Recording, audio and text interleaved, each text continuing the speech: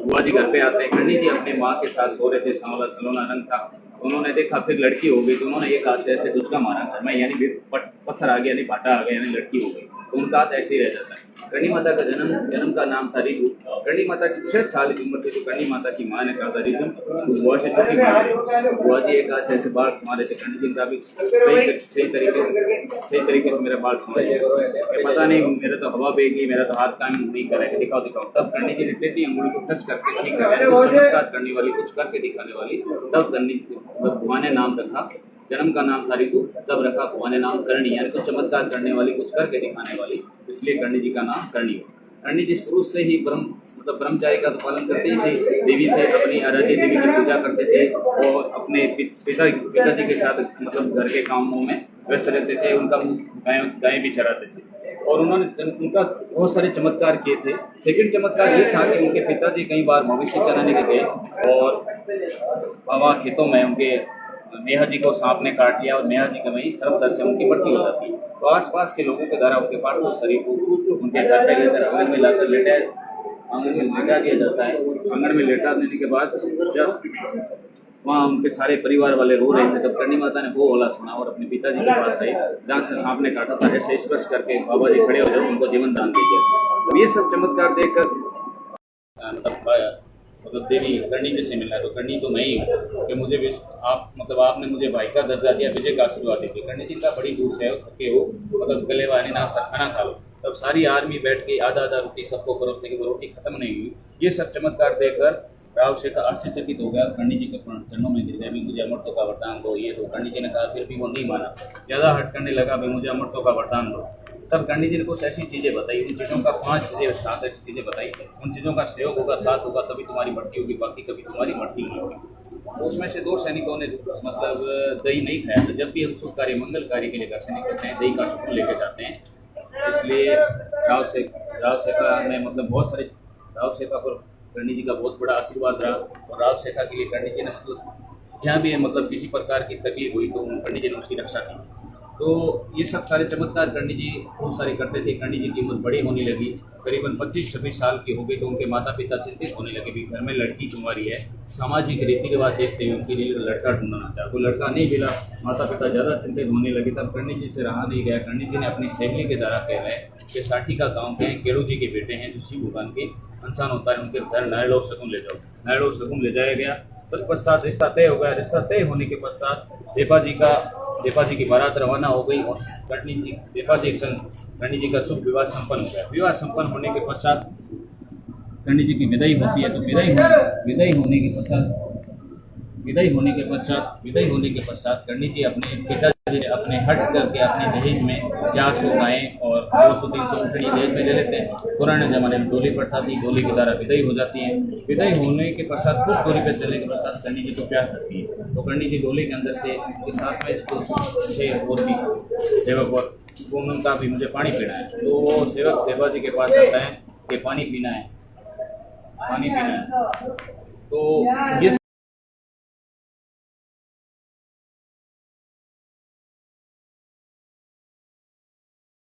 सब चमत्कार उनके देपा जी के मन में थोड़ा भ्रम था कि पानी के बहाने में अपनी पत्नी को देखूंगा। तो जैसे ही पात्र पानी का लेके बिना कुछ एक्शन के जैसे डोली का पर्दा हटाया तो करणी माता ने डोली का रूप दिखाया, घबरा गई, फिर अपना भौतिक रूप दिखाया कि मैं तो मानव कल्याण और जन कल्याण के लिए अतीत हुई। अगर आपको सांसारिक शारीरिक सुख तो भोगने हैं तो मैं अपनी छोटी बहन से शादी करवा दूंगी। जो छोटी बहन की संतान होगी वो मेरी ही संतान कहलाएंगे। फिर छोटी बहन से शादी करवा देते हैं। आगे छोटी बहन से शादी करवा देते हैं। बाकी तो खूब सारा चमत्कार है। करणी जी ने अपने जीवन काल में बहुत सारे चमत्कार किए थे। बीकानेर जो माता जी के कृपा से बसाया, बीका जी को आशीर्वाद दिया था, बीकानेर बसाया था। जूनागढ़ फोर्ट की नींव माता जी के आशीर्वाद स्वरूप लगी है। जो जोधपुर मेहरानगढ़ फोर्ट की नींव माता जी के आशीर्वाद स्वरूप लगी है। खूब सारे चमत्कार किए थे। राजाओं को मार्गदर्शन देना, बीकानेर, जोधपुर और ये जैसलमेर तीनों बड़े रियासतें थी। ये राजा आपस में लड़ते थे। तो यहाँ के लोकल राजा थे भाटी और राठौड़, उत्तर प्रदेश कन्नौज के राठौड़ थे। इन सब ने आपस में सामूहिक रिश्ते बनाए और इसलिए खूब सारे चमत्कार किए थे। अब इस मंदिर में जो चूहे हैं इनका हिस्ट्री बता दो, बाकी तो खूब सारे हैं। इस मंदिर में आप जो चूहे देख रहे हो इनको यहाँ बोलते हैं काबा। चूहा का अर्थ होता है काबा, चूहा नहीं बोलते हैं, इनको बोलते हैं काबा। काबा का अर्थ होता है करणी माता के बालक, करणी माता के छोटे बच्चे। जब भी हम लोगों का डेथ होता है तब हमारा नेक्स्ट जन्म इन काबों के रूप में होता है, धनराज यमराज के पास नहीं जाते। तो पंडित जी का सांसारिक सुख दुख से कोई मतलब नहीं था, वो तो ब्रह्मचारी थे, देवी थे। तो अपनी छोटी बहन से अपने हस्बैंड देवा जी की दूसरी शादी करवा देते हैं। छोटी बहन के 4 लड़के होते हैं, 4 लड़कों में से सबसे छोटे थे राजस्थान में 2 जलाशय हैं जहाँ कार्तिक पूर्णिमा को मेला लगता है। एक तो है पुष्कर, दूसरा है कोलाय। कोलाय यहाँ से करीबन 70 किलोमीटर दूर रहता है। वहाँ कार्तिक पूर्णिमा को मेला लगा हुआ था। तो पंडित जी ने लक्ष्मण कहीं जाना मत, अपने दोस्तों के साथ कैमल कार्ट पे बैठ के चले गए। उनको तैरना नहीं आता था। जैसे ही उन्होंने पानी के अंदर जंप लगी वहीं उनकी मृत्यु हो जाती है। मृत्यु होने के पश्चात उनके पार्थिव शरीर को दोस्तों के द्वारा कैमल कार्ट पे रख के यहाँ लाया जाता है। तो यहाँ पूरा परिवार रहते थे। कर्णी जी शरीर से यहीं रहते थे। यहाँ कर्णी जी अपनी आराध्य देवी की पूजा करते थे, अपनी आवड़ माँ और पार्वती शिव भगवान की यहाँ पूजा करते थे। तो पूरा परिवार यहाँ रहते थे। तो लाखन जी को यहाँ मृत अवस्था में लेकर आते हैं।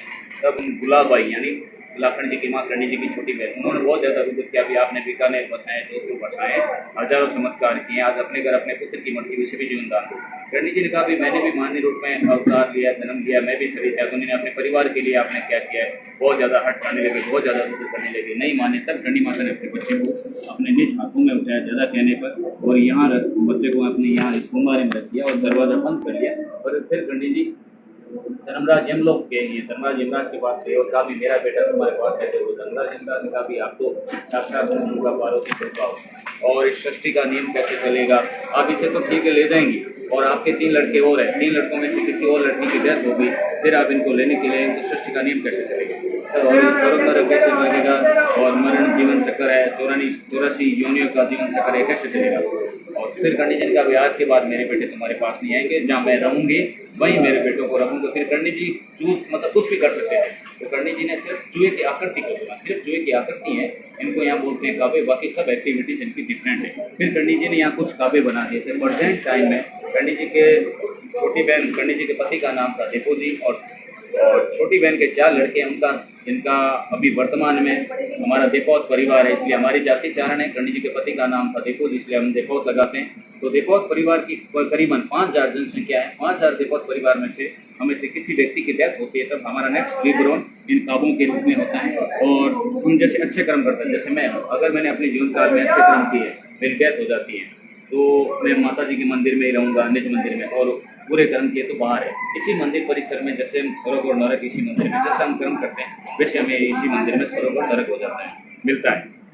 और यहाँ देखो, आप सामान्यतः हम आप अपने घर में एक चूहे को पालते हैं, उसको खाना खिलाते हैं तो कितना फैट हो जाता है। यहाँ कोई फैट नहीं है, कितना भी खाना खिला दो कोई फैट नहीं है। जहाँ साइंस के अनुसार इनकी जन्म दर चूहों की लाखों की तादाद हो जाती है, और वो नहीं है, सब चमत्कार है। अब हमारे घर में एक चूहा मर जाता है, कितनी बदबू होती है, कितनी डिजीज होती है। यहाँ कुछ नहीं है, कोई कुछ भी नहीं होता है। इनके सबके साइज बराबर हैं। जो हमें खाना मिलता है उससे बेस्ट इनको खाना मिलता है। और इनके लिए मंदिर की तरफ से अंकुरित धान है, बाजरा, मोट, चना, सब मिठाइयाँ लोग डालते हैं जिनकी मन्नतें पूर्ण होती है।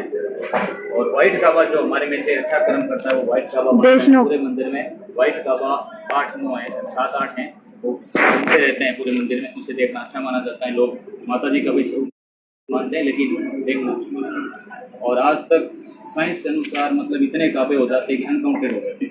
एक्सीडेंटली अगर काबा पैर के नीचे आकर मर जाता है तो यहाँ चांदी का चढ़ना पड़ता है, और काबों की डेथ होती है तो हमारा शमशान है, वहाँ इनको दफना दिया जाता है। और हजारों की तादाद में रहते हैं, किसी प्रकार की कोई डिजीज नहीं है, कोई महामारी नहीं है, क्योंकि ये परिवार है हमारा।